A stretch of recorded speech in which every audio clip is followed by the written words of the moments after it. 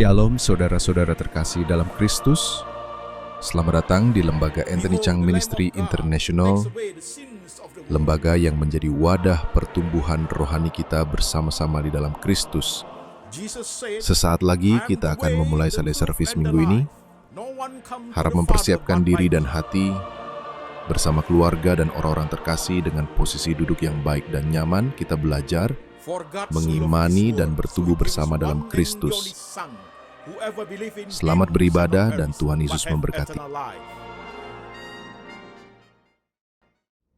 Shalom jemaat sekalian, saya Pendeta Anthony Chang. Salam kepada seluruh jemaat setia pendengar firman Tuhan lewat Lembaga Anthony Chang Ministry International. Apa kabar jemaat sekalian? Online Sunday Service hari ini temanya adalah harga sebuah ketaatan. Firman Tuhan hari ini kita ambil dari satu bagian saja, yaitu dari Filipi pasal 2 ayat 1 sampai 11. Demikian firman Tuhan.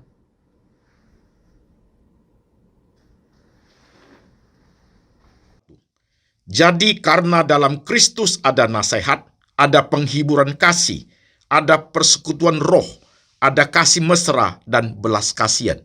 Karena itu, sempurnakanlah sukacitaku dengan ini.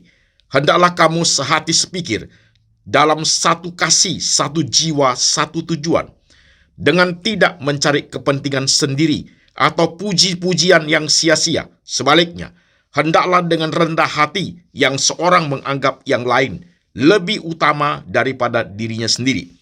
Dan janganlah tiap-tiap orang hanya memperhatikan kepentingannya sendiri, tetapi kepentingan orang lain juga. Hendaklah kamu dalam hidupmu bersama menaruh pikiran dan perasaan yang terdapat juga dalam Kristus Yesus, yang walaupun dalam rupa Allah tidak menganggap kesetaraan dengan Allah itu sebagai milik yang harus dipertahankan, melainkan telah mengosongkan dirinya sendiri dan mengambil rupa seorang hamba dan menjadi sama dengan manusia.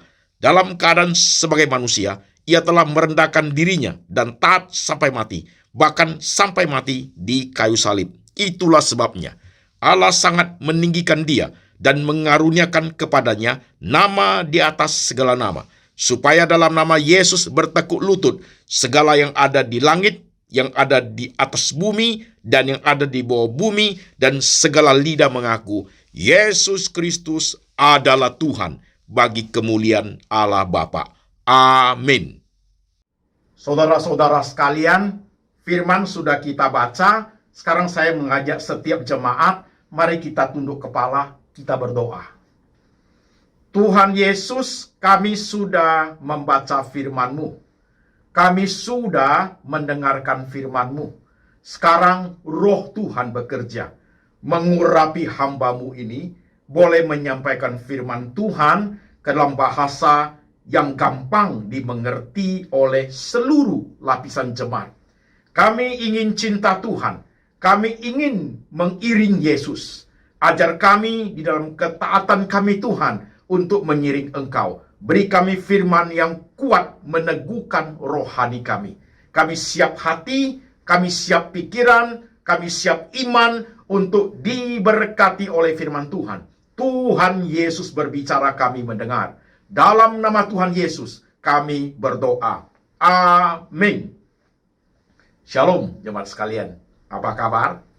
Saudara-saudara sekalian, tema kita hari ini adalah harga sebuah ketaatan.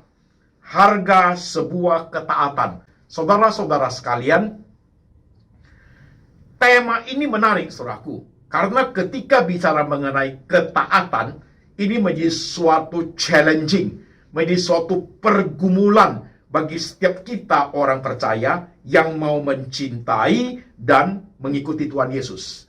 Loving and following Jesus. Ketaatan menjadi suatu tema yang sangat menarik, sangat menantang bagi setiap kita orang percaya untuk menggumulinya. Jemaat sekalian, saya langsung direct kepada pembahasan jemaatku. Jadi saudaraku perlu konsentrasi supaya bisa mengerti dengan pas, dengan tepat dan benar. Saudara-saudara sekalian, ketika kita bicara mengenai harga sebuah ketaatan, saya bagi menjadi 4 kotak. Menjadi 4 kotak. Kotak pertama, Tuhan itu sendiri. Kotak kedua itu believer, orang percaya. Kotak ketiga, what to obey, apa yang harus kita taati. Dan kotak keempat, obedience in action, praktek ketaatan. Jadi ketika kita bicara mengenai ketaatan, saudaraku, saya bagi menjadi 4 kotak. Jemaat ingat, 4 kotak. Kita step by step, saudara-saudara sekalian. Kotak pertama, Tuhan itu sendiri. Ketika kita bicara ketaatan, tentunya ketaatan baru bisa dipraktekkan ketika ada perintah untuk kita taat. Benar jemaat sekalian. Dan perintah itu dalam konteks kita tema hari ini adalah datangnya dari Tuhan. Tuhan menjadi source, Tuhan menjadi sumber perintah untuk supaya kita taat. Jadi kotak pertama sudah tidak jadi masalah, saudaraku ya. Kotak pertama, no problem at all. Jadi Tuhan menjadi sumber perintah untuk kita taat akan perintahnya. Oke? Nah, kotak kedua, saudaraku, kotak kedua adalah believers, orang-orang yang percaya. Dalam konteks kita ini, saudaraku, orang-orang percaya ini, saya lihat ke dalam kitab suci, hari ini khotbahnya menggunakan berpikir secara integratif, jemaat sekalian. Saya ambil beberapa tokoh dari Alkitab. Dari Abraham, dari Yosua, dari Maria dan Yusuf, dan dari Yesus Kristus. Jadi kita ada 4 pokok dalam kitab suci itu, kita bahas tentang ketaatan. Oke jemaat, continue, perhatikan. Saudara-saudara sekalian, ketika bicara mengenai kotak pertama, Tuhan sudah tidak jadi masalah. Ketika bicara mengenai kotak kedua, believer, orang-orang percaya, saudaraku, orang-orang percaya itu juga tidak jadi masalah karena kita sudah percaya kepada Yesus Kristus sebagai Tuhan dan Juru Selamat. Nah, ketika kita masuk kepada kotak ketiga, saudaraku, what to obey, apa yang harus ditaati, ini menjadi suatu problem tersendiri bagi setiap kita orang percaya. Nyimak poinnya, saudaraku. Kotak ketiga is a problem, ada suatu masalah. Perhatikan dengan baik. What to obey, apa yang harus ditaati? Apa yang harus ditaati? Saudara-saudara sekalian, ketika kita melihat di Alkitab dari 4 tokoh yang saya bahas itu, Abraham, Yosua, Maria dan Yusuf, dan Yesus Kristus, apa yang harus ditaati itu clear, itu jelas, saudaraku, jelas. Clear ya, saudaraku ya, jelas. Kalau untuk Bapak Abraham, kita ambil contoh kasusnya adalah bawa anakmu yang kamu kasihi, yakni Ishak, ke Bukit Moria, persembahkan dia sebagai korban bakaran hidup. Itu perintah Tuhan.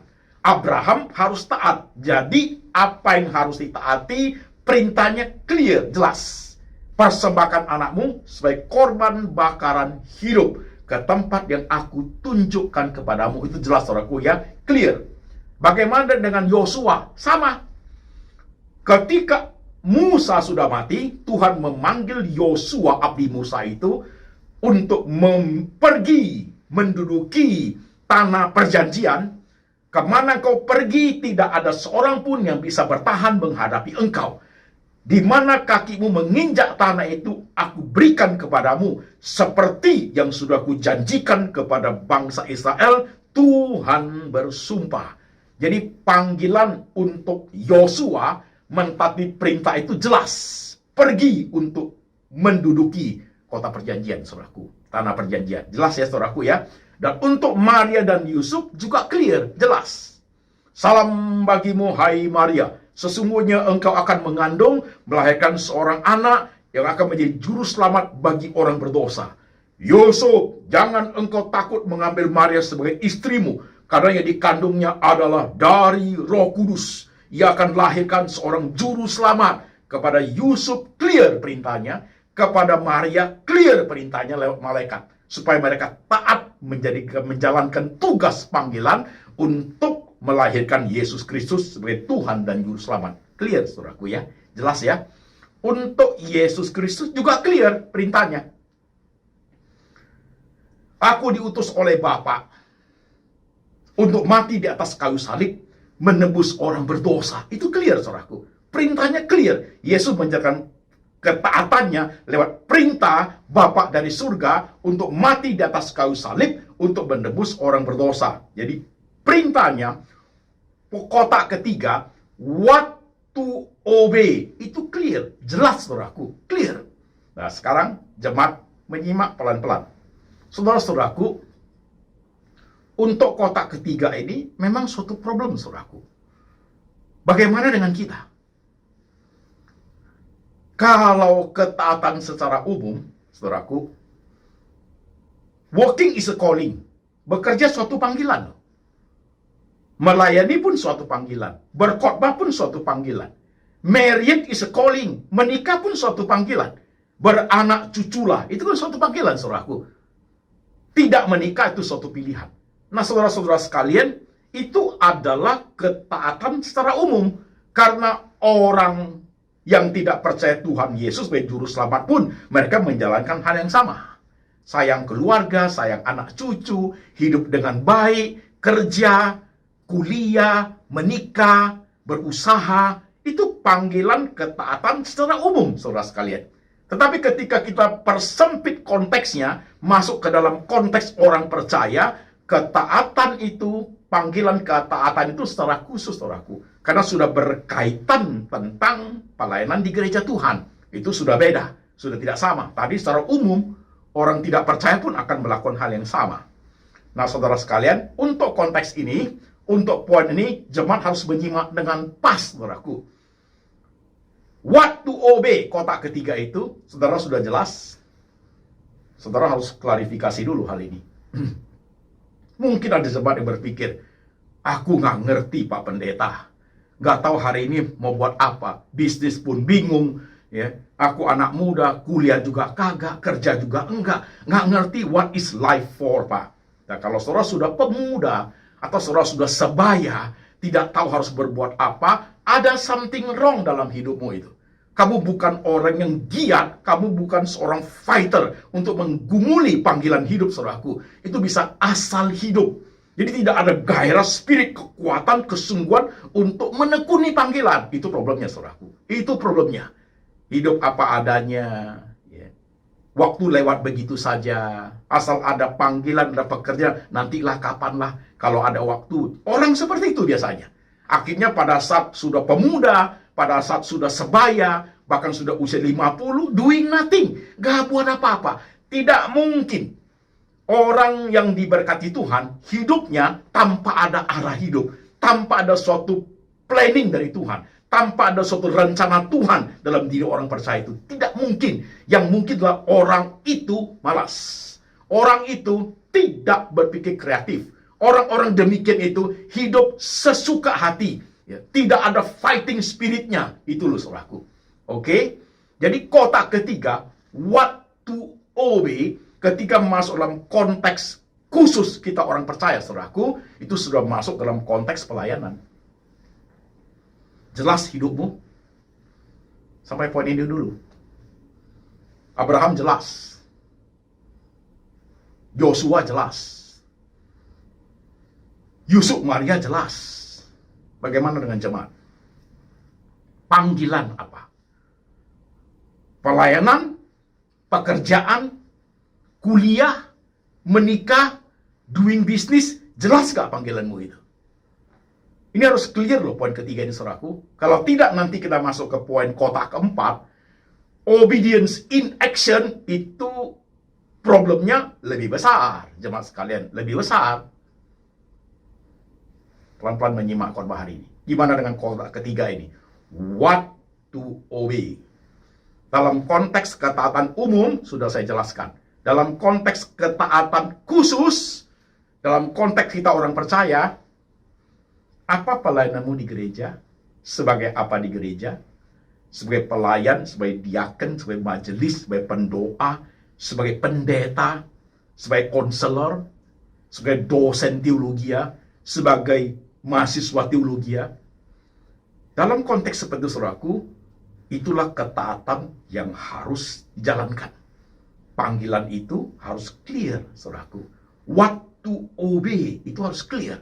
Jadi nanti obedient in action itu lebih gampang tuh dipahami. Oke jemaat, berhenti sebentar. Udah clear belum poin ini? Saya masih ragu Pak Pendeta, apa saya dipanggil menjadi pendeta atau tidak. Nah itu proses harus digumuli, benar. Tidak bisa serta-merta bangun dari tidur mau jadi pendeta. Nggak begitu saudaraku, nggak begitu. What to obey itu bukan suatu hal yang mudah juga loh. Karena apa yang Tuhan perintahkan kepada satu orang lain dan kepada orang lain itu saudaraku, nggak sama dan panggilannya bisa menjadi unik sekali. Mau contoh yang luar biasa, yang spektakuler. Ingat nggak Nabi Hosea? Ingat Nabi Hosea?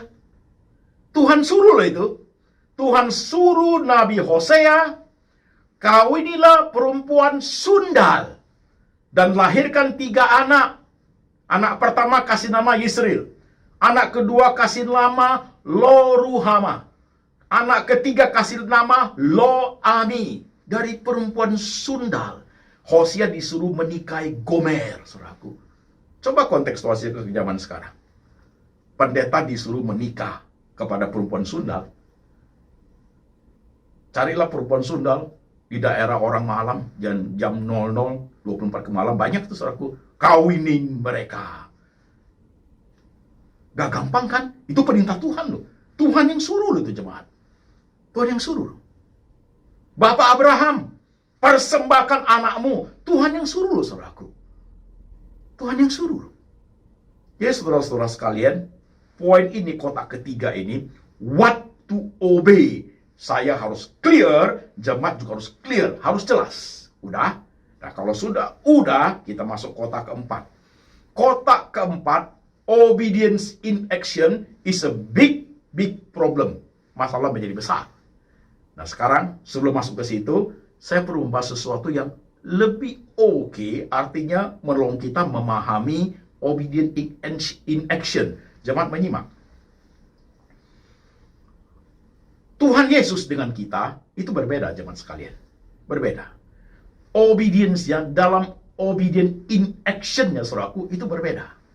Tuhan Yesus dengan kita dalam what to obey-nya itu berbeda jemaat sekalian. Perhatikan dengan baik. Bedanya apa Pak Pendeta? Tuhan Yesus ketika what to obey yang dia pahami saudaraku dalam konteks Tuhan yang Maha Tahu. Ingat ya, Yesus Kristus obey, what to obey-nya, kotak ketiganya dalam konteks obey sebagai Yesus yang Maha Tahu.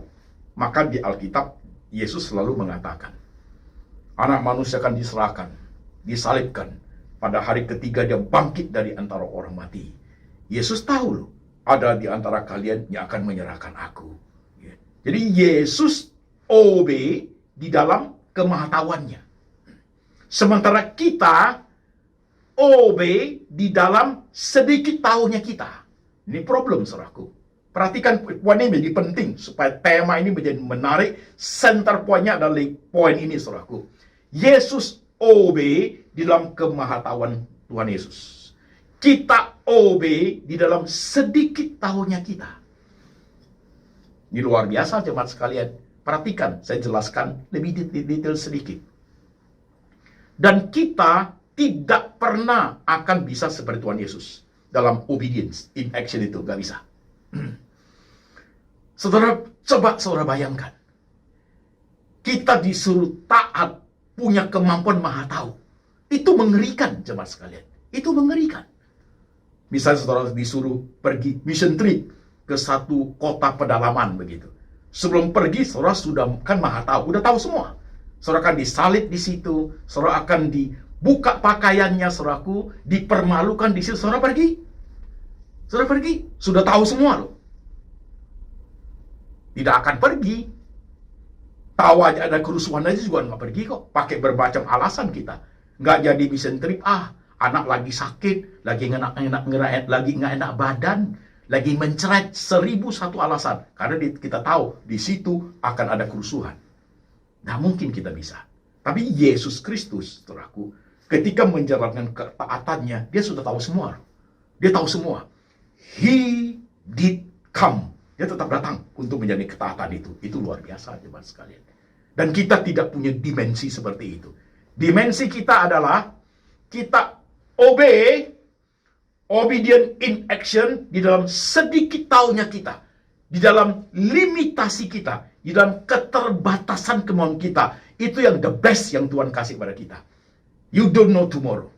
Kita harus menjalaninya step by step. Oh begitu Tuhan, oh begitu Tuhan. Itu akan jauh-jauh lebih baik buat setiap kita orang percaya. Dan memang Tuhan kasih kita seperti itu.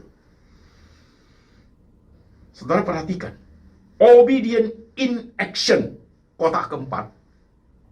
Waktu kita menjalankan obedient in action, karena kita tidak maha tahu, saudaraku, kita jalannya step by step. Dari satu waktu ke satu waktu. Di depan kita nggak tahu. Di depannya masih mystery of God. Masih menjadi rahasianya Tuhan. Oleh sebab itu, karena dia masih menjadi rahasianya Tuhan, maka ketika kita membahas obedient in action, saudaraku, harus dipahami dalam obedient in action itu ada harga yang harus dibayar. Ya. Sulit ini ya, ada harga yang harus dibayar.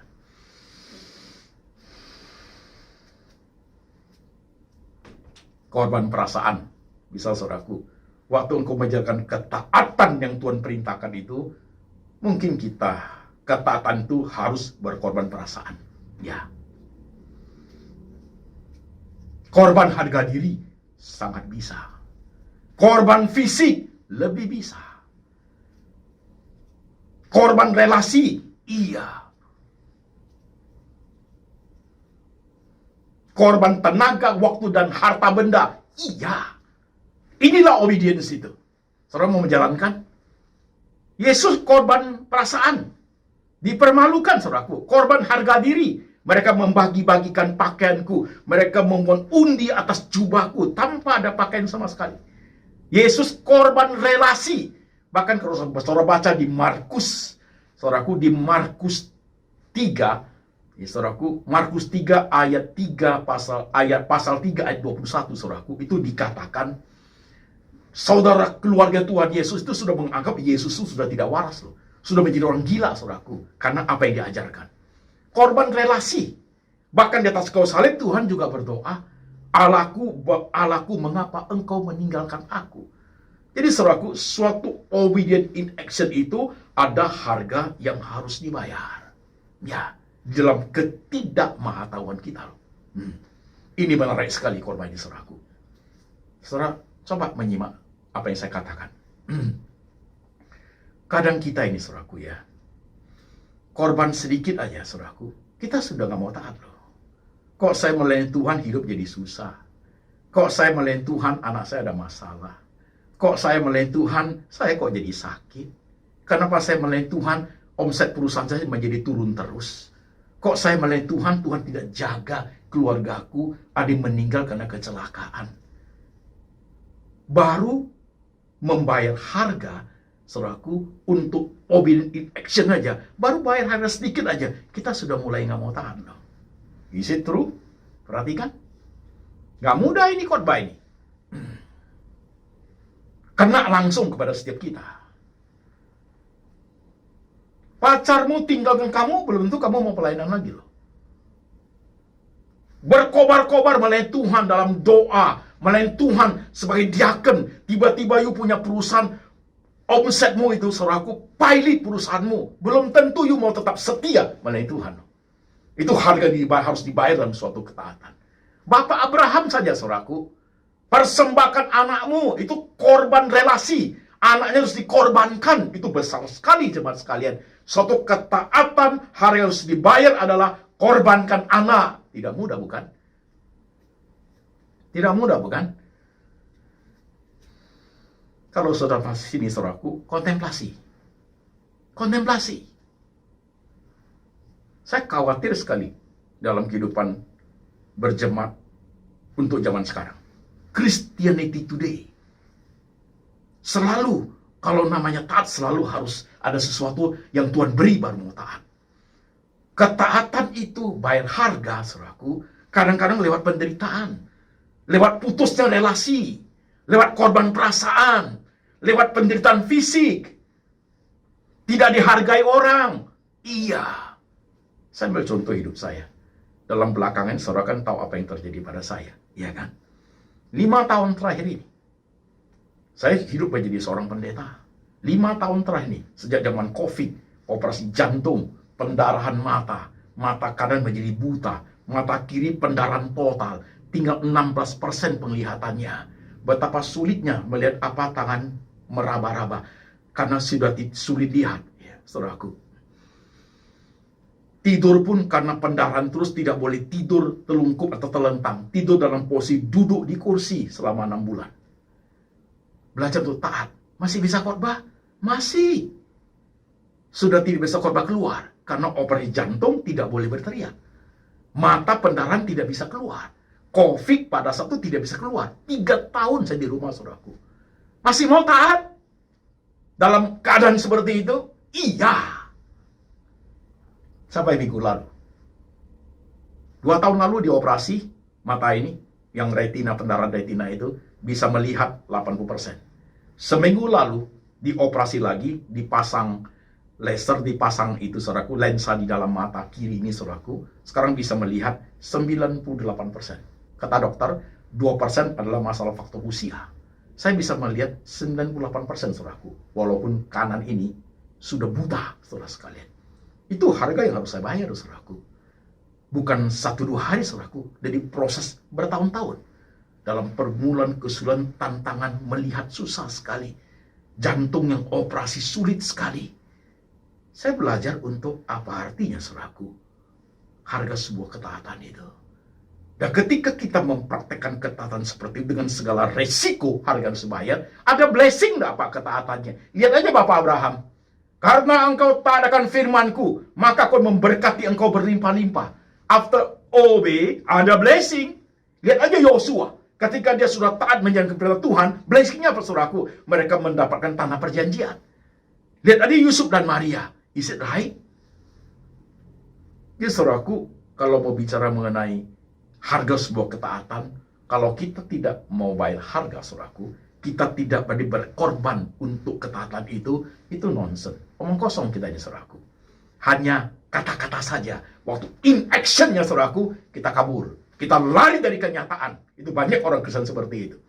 Ngomongnya gede, bicaranya hebat, berkobar-kobar. Tapi ketika in action, hilang orangnya. Hilang orangnya. Disitulah ujian Tuhan itu. Engkau betul-betul taat, Hosea, nikahkan, kawini perempuan sunmal itu. Mau tahu enggak? Yunus pergi ke Niniwe, tahu enggak dia? Maria dan Yusuf, engkau lahirkan juru selamat, tahu enggak dia? Abraham, persembahkan anakmu, taat atau tidak dia? Ada harga yang harus dibayar. Camkan firman Tuhan hari ini, saudara-saudaraku. Harga sebuah ketaatan.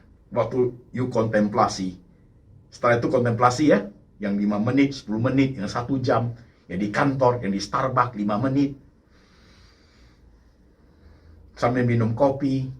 Waktu habis makan saya di kantor, masih ada 10 menit, duduk sebentar berenung, sambil ngomong dalam hati, kontemplasi. Tuhan,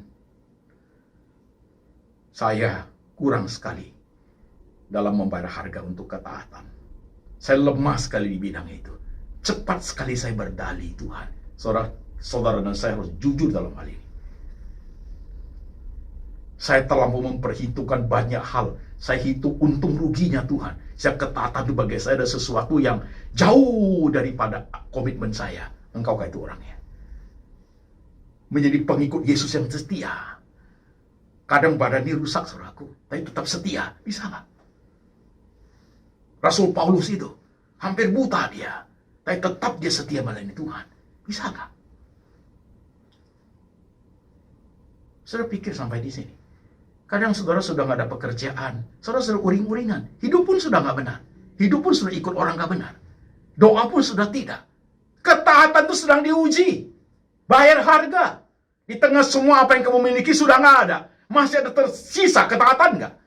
Kalau nggak ada ketaatan sudah selesai. Tapi masih ada ketaatan, percayalah. Suatu hari blessing itu tiba, saudaraku. Blessing itu tiba. Jadi jemaat sekalian, nggak mudah khotbah ini. Tapi di suatu proses kehidupan. Suatu proses kehidupan orang percaya. Suatu pergumulan unik dalam hidup kita. Kita menjalani ketaatan itu. Obedient action itu step by step, satu tahap demi satu tahap. Karena kita sedikit tahu, Allah yang Maha Tahu itu sedang memperhatikan kita. Puji Tuhan. Karena ada Yesus datang menjadi manusia menjadi contoh teladan. Dalam kemahatauan dia menjalankan ketaatan itu. Karena kita tidak Maha Tahu, kita bisa bersandar kepada yang Maha Tahu. Masa depan kita, di depan itu, Tuhan itu sudah ada di situ. Ketaatan dijalankan dengan bersandar, percaya kepada Yesus yang Maha Tahu. Itulah kekuatan kita, saudara sekalian. Whatever happen, step by step kita akan alami itu. Kita akan jalani itu. Nah, ketaatan itulah di situ bayar harganya. Saudara mau? Dengar khotbah saya hari ini. Akan teruji setiap kita yang mulut kita mengatakan apakah hati kita sungguh-sungguh, apa kita mempraktekkan waktu in action. Saudara perhatikan ini loh. Banyak yang tidak. Ngomong saja. Sedikit susah saja, sudah uring-uringan. Sedikit pergumulan saja, sudah mulai tanda tanya sama Tuhan. Sedikit bayar harga saja, sudah hitungan-hitungan sama Tuhan. Saudaraku, engkau kayak itu orangnya.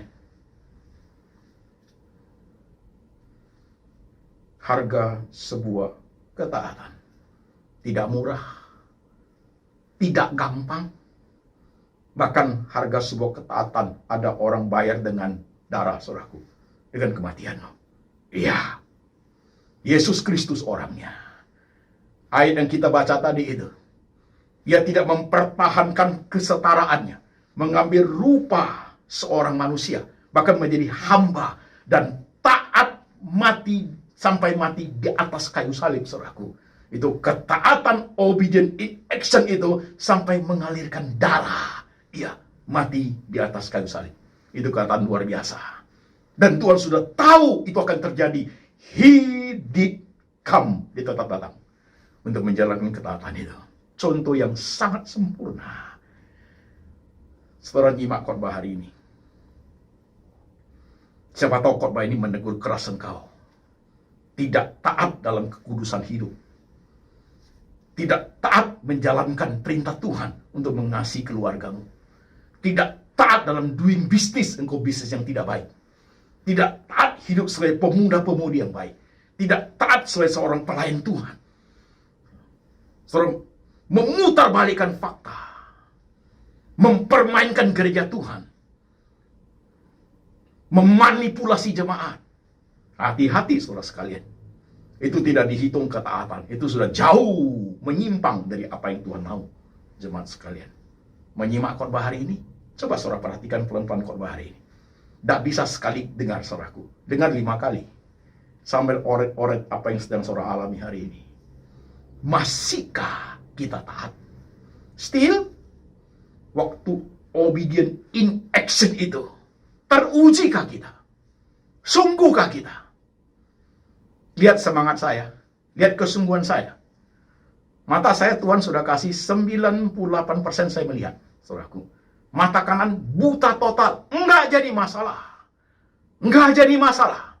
Ketaatan itu, obedient in action, tetap dijalankan sampai mati. Sampai mati. Bawa firman ini pulang, jemaat sekalian.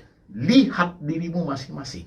Kau sudah taat dalam segala resiko, dalam segala konsekuensi, dalam segala hal yang harus kamu bayar dalam ketaatan itu. Kau tahan, kuat, jalankan, atau engkau menyimpang. Engkau lepas tangan. Engkau pergi dari Tuhan. Engkau pura-pura. Hanya engkau dan Tuhan yang tahu. Saudara-saudara sekalian. Oke. Mari kita tundukkan kepala. Kita berdoa. Saudara-saudara sekalian. Lihat setiap diri kita masing-masing termasuk saya. pada saat perintah Tuhan datang, what to obey, kepada kita orang-orang percaya. Sudah jelaskah engkau akan perintah Tuhan? Sudah jelaskah apa yang harus kamu taati, jemaat sekalian? Pekerjaan, sekolah, kuliah, menikah, tidak menikah, pelayanan, panggilan menjadi pendeta, panggilan menjadi pendoa syafaat, panggilan menjadi diaken. Sudah clearkah yang Tuhan perintah kepada engkau untuk kau jalankan? Clearkah itu? Jelaskah itu? Lihat dirimu masing-masing. Jangan menjadi orang percaya yang tidak ada arahnya. Pekerjaan pun tidak, pelayanan pun tidak, hidup asal ada saja. Gak tahu apa yang mesti dilakukan. Engkau bukan orang percaya. Engkau hidup lebih rendah daripada siapapun, saudara sekalian. Orang bukan orang Kristen saja, mereka punya gairah hidup, mereka punya perjuangan hidup, mereka punya visi, mereka punya ambisi hidup. Mestinya engkau orang percaya lebih daripada itu.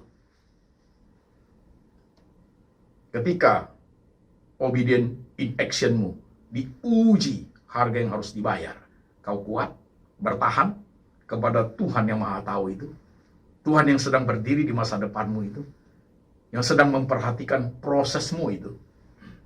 Kau kuat di situ. Bersandarlah kepada Yesus Kristus, Tuhan dan Juru Selamat kita yang hidup. Siapa tahu hari ini ketaatanmu sedang diuji lewat tubuhmu yang banyak sakitnya. Masih setia engkau? Masih taat? Ketaatanmu kepada Tuhan sedang diuji lewat bisnismu yang tidak begitu bagus. Ketaatanmu sedang diuji lewat rumah tanggamu yang sedang porak-poranda.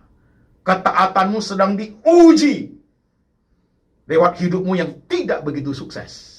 Ketaatanmu sedang diuji lewat banyak sekali masalah yang datang susul menyusul, gak habis-habisnya. Masihkah engkau taat? Masihkah engkau taat? Khususnya pelayan Tuhan, misioneri, hamba Tuhan, mahasiswa teologi. Ketika problem datang silih berganti, masihkah engkau taat menjalankan panggilan Tuhan?